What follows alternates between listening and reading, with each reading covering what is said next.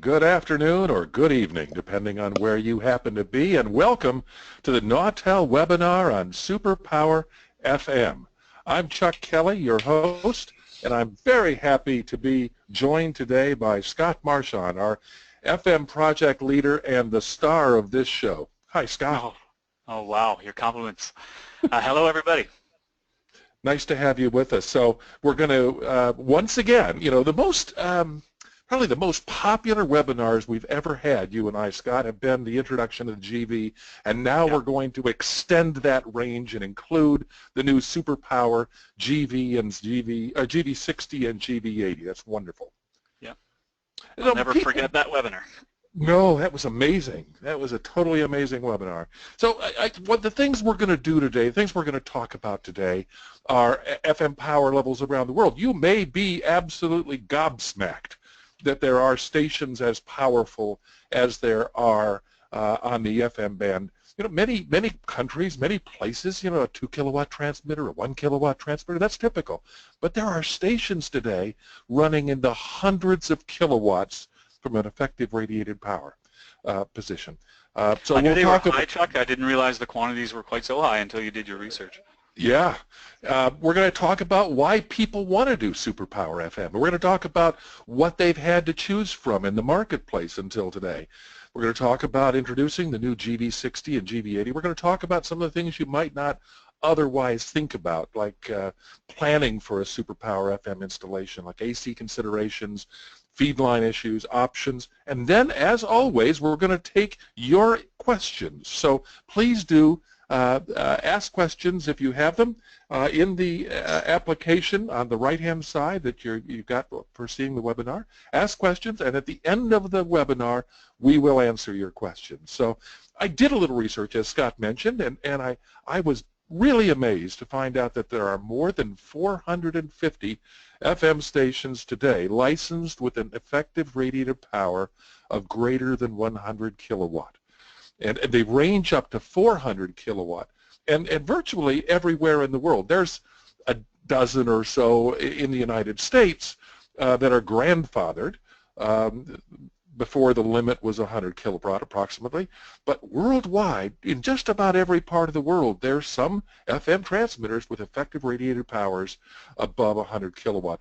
Depending on the antenna gain and the feed line losses, the transmitter power to generate these power levels of between 100 kilowatts and 400 kilowatts is likely to be better or greater than 40 kilowatt, which has been the limit that we've had in the past. So why do high power FM? Well, I think first you got to talk about, you know, there are several strategies for FM design. One is to have a cellular approach, like for cellular telephony, where you have many low-power FM stations, all on different frequencies, and you can do this either with SFN or without SFN. And if you do without SFN, obviously you're chewing up a lot of spectrum. If you do it with SFN, if you're doing analog FM, even when you're using FN, there's multipath rather that exists in the interference zone. So it's going to be a less than ideal solution. The alternative to that is what I would call a hub and a filler approach, where you have one high-power central transmitter. Now, the guys that I know that run these high-power FM stations call them boomers. So a high-power FM, you can call it a boomer. So you have one high-power central transmitter in a major city with lower power transmitters on different frequencies, filling in the gaps and extending coverage. And of course, if they're on the same frequency or you're doing an SFN, and there are same kinds of issues that relate. Now, just for fun, let's take a look at an example. Now, I used the Nautel RF toolkit, the propagation tool that's free on Nautel's website. If you haven't used this, it's a very powerful tool. And what we've done is set up a hypothetical radio station in India, just for grins. Pick a place. And the dart landed in New Delhi. So we made a hypothetical radio station to analyze an FM station of 2.5 kilowatts using a 4-bay circularly polarized antenna mounted at 100 meters elevation right in downtown New Delhi. And you can see here the green area is the city grade coverage, which according to the European parameters is 66 dBUV per meter. That 2.5 kilowatt transmitter covers 691 square kilometers and a population of 7.3 million people. Pretty good. And the B grade coverage or rural coverage is 54 dBUV per meter, and it covers 3,539 square kilometers and covers 16.2 million people. Now, let's keep exactly the same location and exactly the same antenna height, but build a boomer. So I figure we'll take a 40 kilowatt transmitter to a 10-bay circularly polarized antenna at 100 meters. Now, for exactly the same coverage parameters, we've got nearly 11 times the city grade area coverage in square kilometers. We're up to 7,600 square kilometers and nearly 3 times the city grade population. That's up to 20.7 million people. So then we can sit there and analyze, well, how does this work cost-wise? So if we do the math, the average cost for the transmitter, antenna, and feed line of a 2.5 kilowatt system might average, say, $30,000, which is about 0.4 US dollar or 0.4 US cents per person covered in the 54 dBUV contour, while the 40 kilowatt system might cost about $150,000 or about half a US cent per person covered in the 54 dBU contour. So that's pretty similar, but consider just for a second what's not included in that comparison. The site acquisition costs for the low power site. So for instance, towers, transmitter building, power, cooling, studio to transmitter links, etc. Yeah, not to mention, Chuck, the incurred operating costs of managing more than one site. Yep. You've got staffing, you've got potential access issues. I mean, look at the picture that you picked. I can imagine the access for that isn't easy. You're increasing the number of transmitter types as well, so you've got training, you've got spares. I'm sure those who have managed more than one site can attest to that. Well, plus the coverage itself. If you do an SFN, you're going to have issues with multipath. If you don't do a SFN, as you drive through that metropolitan area, in between the different coverage areas, you're changing frequencies on your radios. Yeah. And that's never, a good idea. So this is, a boomer can be a very effective way and actually can be less expensive than the cellular approach. All right, so if I was going to have a boomer, if I have a boomer today, what type of technology do I have? Well, typically people in the field use FM tube transmitters of 35 to 50 kilowatts that are combined.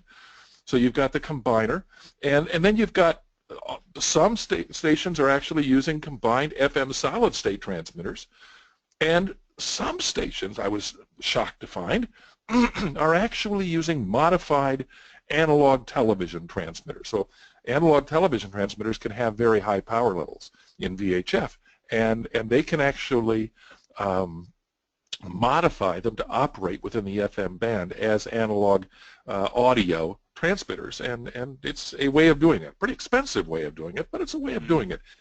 So when you combine these transmitters, you need to make sure that the power level and the phase of both transmitters are absolutely stable and absolutely identical.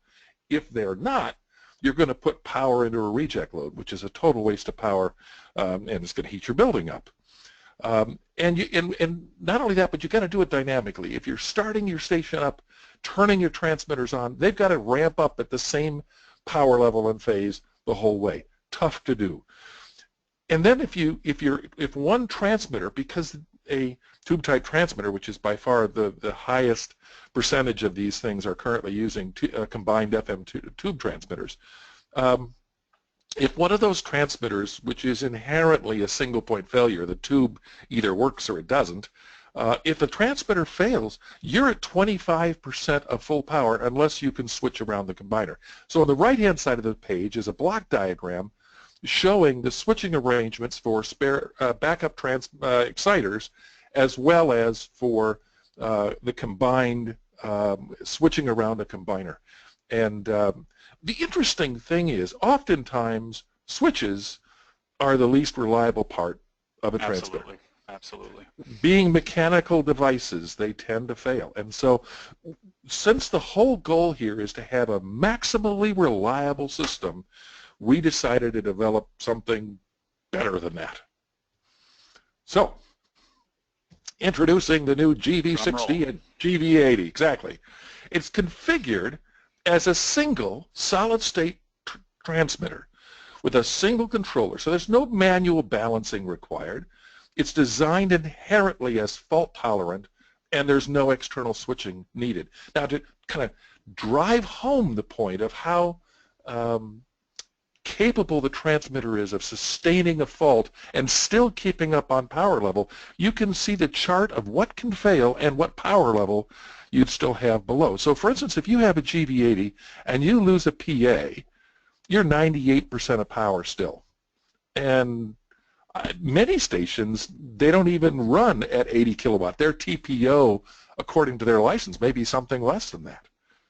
And you can have two PA fail, and you're somewhere between 97 and 65%. And I should mention that when I talk about the best case, you see the column that says best case and worst case. What that means is, do the failures occur on the same half of the box so that their additive loss unbalances the combiner, or do they operate on the opposite side of the combiner and therefore their additive loss balances? Is that a fair way of saying that? That's absolutely correct. So there are internal dissipation limits that are factored into those best case and worst case scenarios. Explain the asterisks up there. Yeah, well, the asterisks, I'm sure most people are kind of looking at it, but what that exactly relates to that. So internal to the RF module, there is a dissipation limit for the reject load inside the RF module, and then outside of the RF module, for every stage of the hybrid combining, there's additional reject loads, and they too have a dissipation limit of about 1,500 watts. Those would be, as you said, when you have amplifiers per se fail on the same side, it does result in slightly more power, so that's why you get two figures. But one thing I want to make a point about is it's very unlikely that you'd actually have two PA failures. If you think of the statistical probability, one PA failure might be typical, maybe one power supply might be typical, maybe even two power supplies. And worst case, you have an entire RF module, and you'll note that in those columns above, there are no asterisks. So you never have to suffer from that worst case condition because the numbers are the same. And that demonstrates how truly fault tolerant the system is. And one more point to make is that these figures are actually based on the maximum power capability of the transmitter. So for most users who are not running at 66 kilowatts or 88 kilowatts, the transmitter's actually got enough margin to make up most of the loss that may result from one or two of those power supply or power amplifier failures, and really there's no observable difference or reduction in power as a result. You make a good point. The solid-state transmitter, due to the fact that it's comprised of so many independent PAs, the loss of one device or even a couple of devices has an almost imperceptible effect on the transmitter at this power level. Absolutely. Okay, moving on. Whoops. So what are the things that we've done, Scott, particularly since you designed this? What are the things that we've done to maximize redundancy and reliability in the GV high power series? Well, I mean, you know, and we've kept true with the original GV series, the things that people have come to expect. You know, there is the standard redundant LVPS. So, and not only is it redundant, but it's conservatively rated to supply logic and fans and the exciter.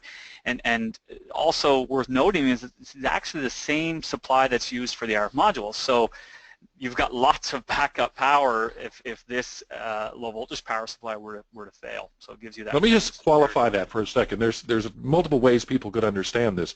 What you're saying is for the low voltage power supplies, we have two where you would normally need one. And if one of them fails, you're still making full power. You're still doing everything at full capability.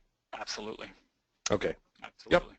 Now, in the event, and to my later point, is in the event even the second one would fail, which again, we're talking statistical probability, it's the same power supply as what you have plenty of in the transmitter. So you can always grab one of those to get back on air. So and even do it hot pluggable. Yeah. So the integrated local backup user interface, this falls in line with the theme of redundancy, just another means for the customer to control the transmitter in the event the local AUI were to fail.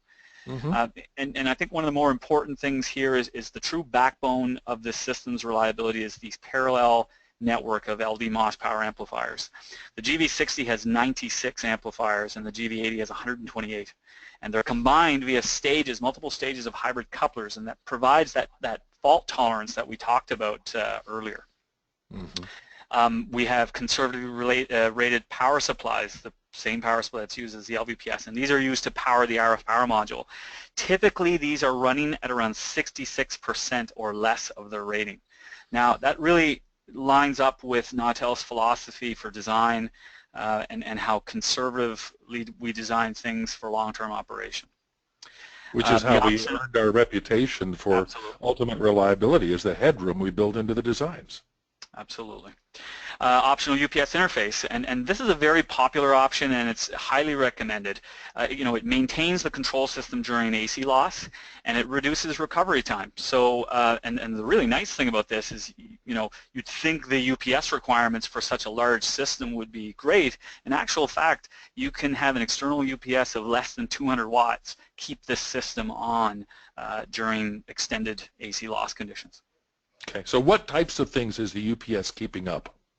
It's keeping up the control system, the main controller. It's keeping up the single board computer. It's keeping up the exciter logic. It does shut down the exciter when the system detects an AC loss. It shuts down the exciter, but it keeps up the logic. That way you're saving that boot time, that microprocessor boot time that so many systems have nowadays. So yeah, you save that, and we're talking, regular boot times could be on the order of 15 to 20 seconds. You're down to less than 5 seconds or so. It's really significant, and it could mean the difference of someone changing the station. Excellent.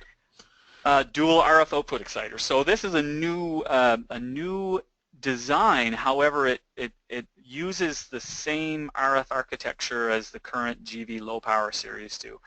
So we're going to talk about it a little more later, but it does have 2 RF outputs, one for each cabinet. And the nice thing from a redundancy and reliability standpoint is even if one side were to fail, it can still tolerate, and the control system would attempt to run at the highest permittable power level. Now, of course, with all of our GV transmitters, we still offer the facility for dual hot standby exciters, so that's still available. Excellent. And our last point is the fact that we don't put all of our eggs in one basket. We've got multiple module control interface boards where every set of 4 RF modules has its own interface PWB. So the power signals are separated to keep levels reasonable, and there's no bus connections with dangerously high energy capacity to concern yourself with. So when we think about this, the whole goal, the whole thread of what I hear throughout what you're talking about is no single point failures. Correct, and stay on air as long as possible. Absolutely, it's our golden rule. Great. All right. Looking forward here. There's a block diagram. Yeah, very simple block diagram of the GV6080 system. The purpose of these block diagrams is just to really show signal flow. So, if you look on the left-hand side, what we reserve for the inputs, if you see the typical remote I/O, the LAN connections, the AC inputs, the audio inputs, typical for any transmitter. And then we see the signal flow out from each cabinet to the hybrid coupler, and we do some monitoring for protection and metering. So a point that people may not understand, right, just looking at this, is you can see that there's a separate audio input for exciter A and exciter B. And the reason for this and why, from the perspective of no single point failure, if you simply branch your audio processor to the 2 exciters in parallel and that audio processor were to fail, you move the single point failure upstream, which is no better off. What you can do here, if you choose, is you can actually have 2 audio processors and you can switch them effectively through the AUI by switching exciter A to exciter B or vice versa. Correct. Okay. Anything else for this slide? No, I think that's sufficient. Here's your new exciter, the new baby. Right, yeah. I mean, it's not much bigger at all, but you can imagine it actually packs quite a bit of power. It supplies over a kilowatt for a GV80 system and 800 watts for a GV60. It uses the same RF architecture, as I mentioned earlier, as the current single exciter that we use in our other GV, which is great for sparing, and we've had a lot of success with this exciter. The one cool feature I really want to mention about this exciter is the ability to adjust both outputs independently to balance the downstream cabinet output powers, and we utilize that particularly in HD radio modes to minimize the reject power. So it's very useful from a system setup because it greatly reduces the time, especially compared to some of our older predecessor systems where there was a phase of having to adjust the attenuation and cables and so on, and all of that is eliminated with the technology we put in. So what is the process now, Scott, of balancing your GV80 or GV60 once you've got it all installed?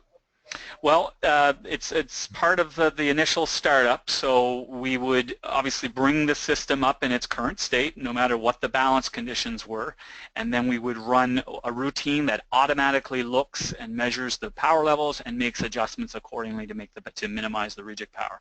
Now, of course, the system is smart enough to realize if there was a fault or something that would prevent us from having valid data, it wouldn't run the routine until that issue was addressed.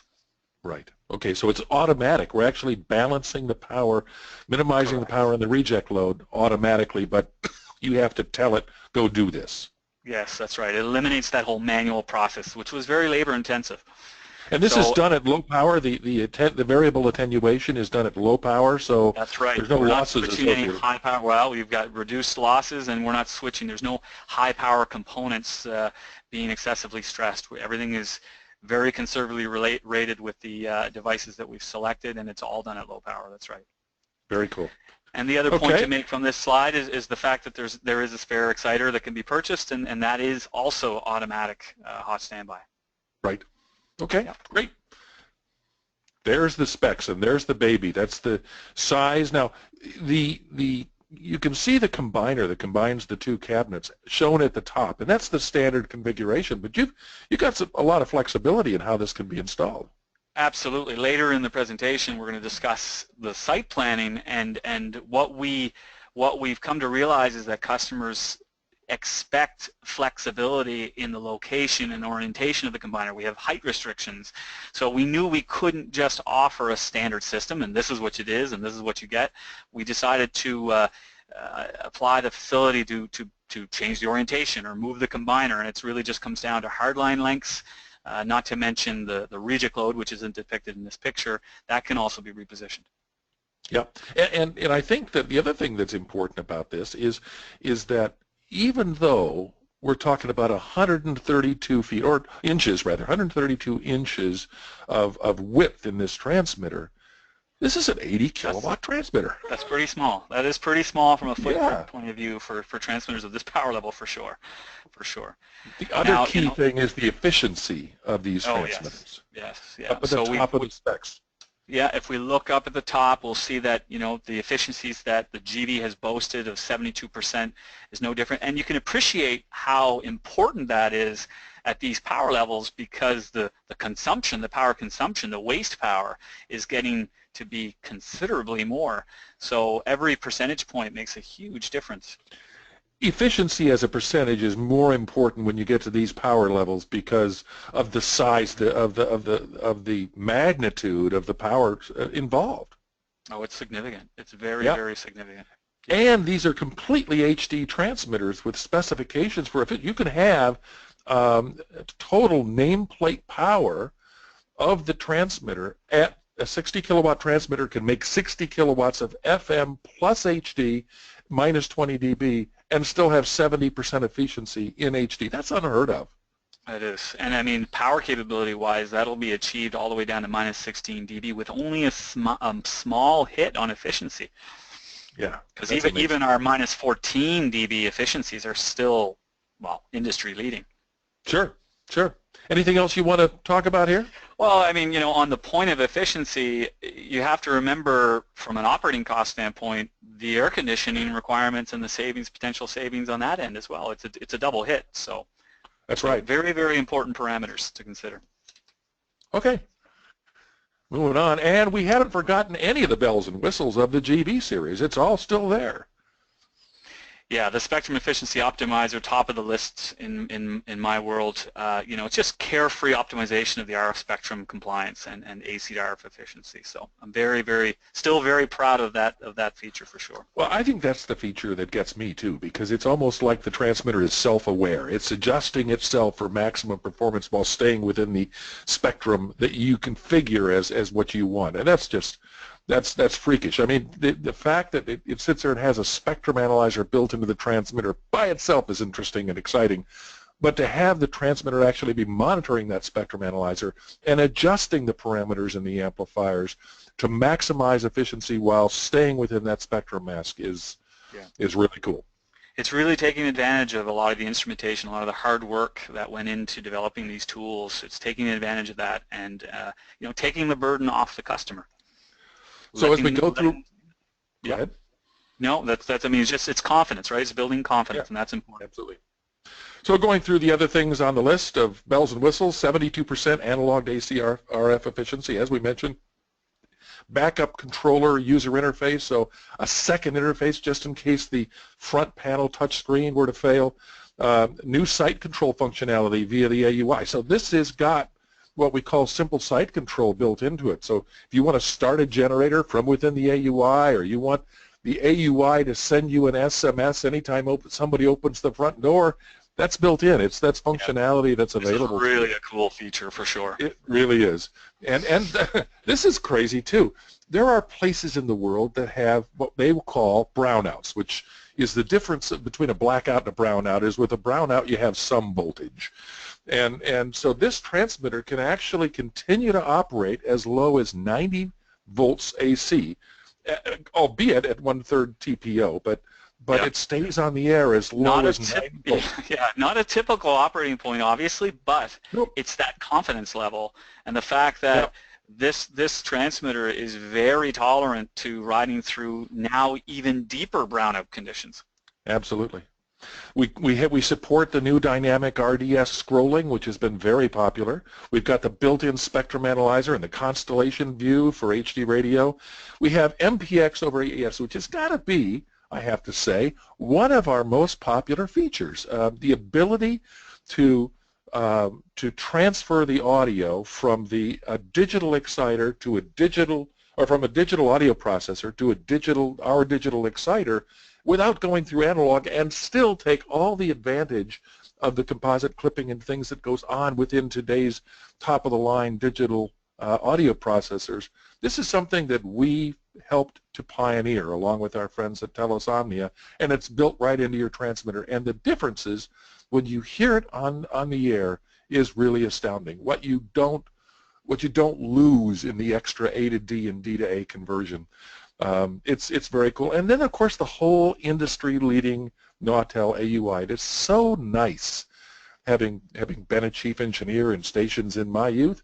It is so nice to have a pretty good idea what's going on at the transmitter, so I can bring the right tools, bring the right parts if needed, before I ever get there, because I'm able to look at, a transmitter this size, really, literally, probably thousands of readings. Well, there's lots of information for sure. Yep. Okay. So let's talk about planning for SuperPower FM. Just in case one of you finds yourself in a situation where you're going to build a boomer, what types of things should they be thinking about, Scott, in terms of site layout? Well, and on the point of site layout, it goes back to another example of Nautel really listening to their customers and their concerns, because when we were conceptualizing this design, we asked customers about the challenges they face for systems like this, and space is one of the top issues. This is why we worked hard to provide a feature that permitted the flexibility to separate the cabinets. So we're not forced to have those two cabinets bolted together. That 132 inches can now be separated, and you can have one half of the rack in one location and the other half in another location, and then you can reposition the combiner and the reject load. So it really gives the customer flexibility for challenging site layouts. So you have to consider height, you have to consider all those things. So hopefully the package that this transmitter comes in is flexible enough to really benefit customers, and they see the benefit of the work we've done. Great. Talk about AC planning. What kind of choices do they have? Yeah, AC planning, very similar to our current GV series. So we still have the 3-phase 208 nominal configuration, 3-phase 380, single-phase 240. Even for a transmitter of this power level, it's still available. And one interesting thing that we've done is each cabinet actually has its own AC input connection point, but we offer an option to customers who prefer to have a single AC input. We offer that flexibility. It really comes down to site considerations and the choice from the customer's perspective, but at least we haven't compromised anything, and we still give customers those features. Okay, and now the reject load. So the reject load, as we mentioned, is mounted externally, and it's typically sized at 25% of the full power rating, and it only dissipates power if a failure occurs. Now, what choices does the customer have with regard to that? Well, I will start by saying that because it is external, the customer can actually supply their own as long as it meets the minimum requirements, and this could represent some price savings, which would be very interesting to some people. You know, with respect to those minimum requirements, it really comes down to power handling. So why 25%? Well, this is because the worst case scenarios of one cabinet, say half the transmitter failing, albeit a very low probability, half the remaining power would be dissipated in the reject load. So doing the math, that means 25% of the operating power level. So with hybrid couplers, it's really just that simple. Okay, and the output connector. So that's a lot of power we're talking about here. And does it work with a 4 1/16 on the GV60?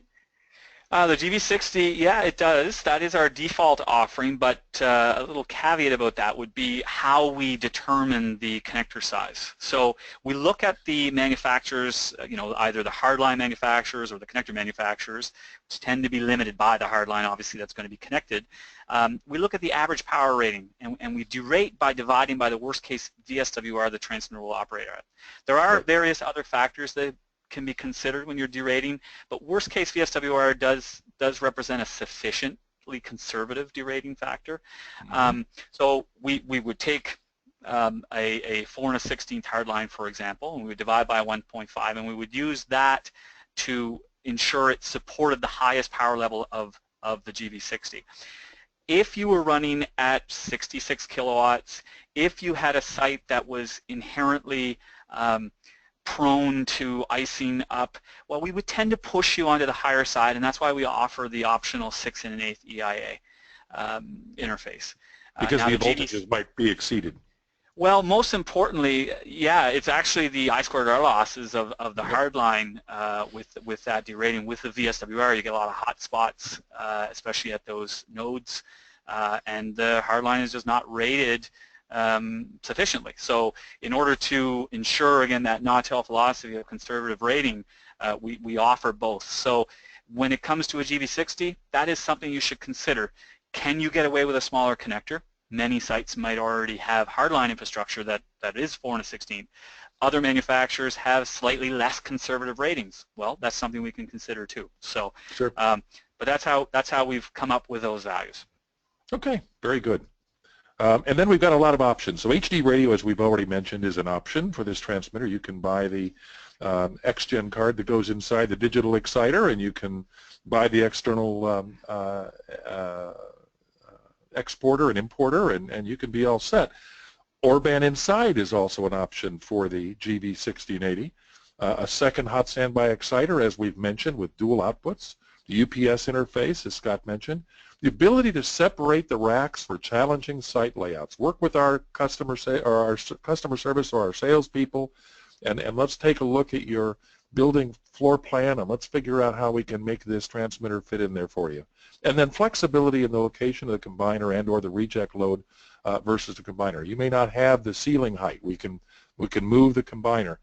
You may want to move the reject load to a different place than we would normally place it. No problem. We've got flexibility. One more benefit to mention too, Chuck, with respect to the ability to separate racks is just transporting the transmitter to the site can be a significant challenge. If you can imagine not being able to separate it down to some reasonable size, it would pose additional challenges for sure. Not just when it's situated, but when it's actually trying to get to the site for sure.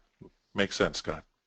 All right, and one of the things that sells our transmitters more than anything else is the fact that it's all backed up by Nautel's excellent customer service team. Generally speaking, when we do an awful lot of market research in this area, Nautel comes out on top in terms of our service and support. And of course, we've never discontinued support for any Nautel product ever made, no matter when it was manufactured. And we provide 24/7 live support on all of our products. Virtually anywhere all the time. So we can support you anyway, and of course the warranty on these things is standard for 4 years. And then of course there's our proactive aspect to this system. You can actually configure up our transmitter and it's turned off by default for privacy reasons, but you can actually turn on our transmitter so that it automatically sends real-time information to servers located at Nautel, so our customer service people can help you to support the transmitter and understand what's been going on in the past. Interestingly, you made the point that because the power levels of these transmitters are 10% greater than the nameplate value, so for instance an 80 kilowatt transmitter is 88, and you get 98% of the power even if you lose a PA, it's possible Nautel might know you lost a PA before you know you lost a PA because you're still making full power. No, having been involved in troubleshooting scenarios, and unfortunately we do have those as well, having phone home and having the AUI available to us for those comprehensive diagnostics has been, I think, unreplaceable. Yep. Okay. So let's talk about, just in summary, what we've tried to talk about today. SuperPower FM is often the most spectrally efficient and cost-effective approach to building a large network. Nautel's new GV1680 extend the range of the feature-packed and industry performance-leading GV series, and the one transmitter approach simplifies the system, minimizes single-point failure, and gets away from the kinds of failures that occur with mechanical sliding contact types of devices. These things just work, and they're designed to keep working and keep putting the maximum amount of power in the antenna, come what may. So I don't see any questions at this point in time, so I think I think you, Scott, have done an excellent job of explaining this whole issue. So thank you very much. For Scott Marchand, I should mention one more thing here. I should mention that you can keep in touch with us with the Waves newsletter at this address. Sign up for the Waves newsletter. Always be up to date. You can find all of our webinars, including this one, within 48 hours or something on our page on our website, and you can see that under webinars, and including all the historical ones. We've got probably 40 plus webinars there, and also on our YouTube page. So check out all those resources. And lastly, here's how you can reach me. My email address is chuck.kelly@nautel.com. We did have one more question just pop in the door. How about the cooling fan for each module, sir? Well, there's actually more than one cooling fan, isn't there, Scott? There's actually 6 cooling fans per module. That's right. So all running in redundancy. Yeah, and it's interesting on the point of fans. In my over 19 years here, I have never come across a fan failure of these types. Of the fans we use, I have never seen a fan failure. It's a remarkable statistic. There's a couple of points to that. I think there's a couple of points to that. Number one, we're using ball bearings as opposed to the cheaper roller bearings that some of the competitors use. And number two, we actually monitor the tachometer of each and every one of those fans in the transmitter. So you can see if something's starting to slow down, possibly you've run that transmitter long enough that you've actually gone past the 10-year design life of one of those fans. Yeah, and our system is smart enough to run with multiple fan failures. So not only is statistics working for us, it's unlikely to ever pose a problem. And we're actually only running the fans as fast as they need to be, right? That's this right. thing is go ahead. There's variable fan speed in this series of transmitters, which I was very pleased to get in from a design point of view. Extends fan life, reduces acoustic noise, and again, yeah, it only runs as fast as they need to. Thank you. So Scott, thank you very much for being a part of this webinar and adding so much detail to this presentation. And thank all of you for joining us for today's webinar. For Scott Marchand, I'm Chuck Kelly. Thanks and bye-bye.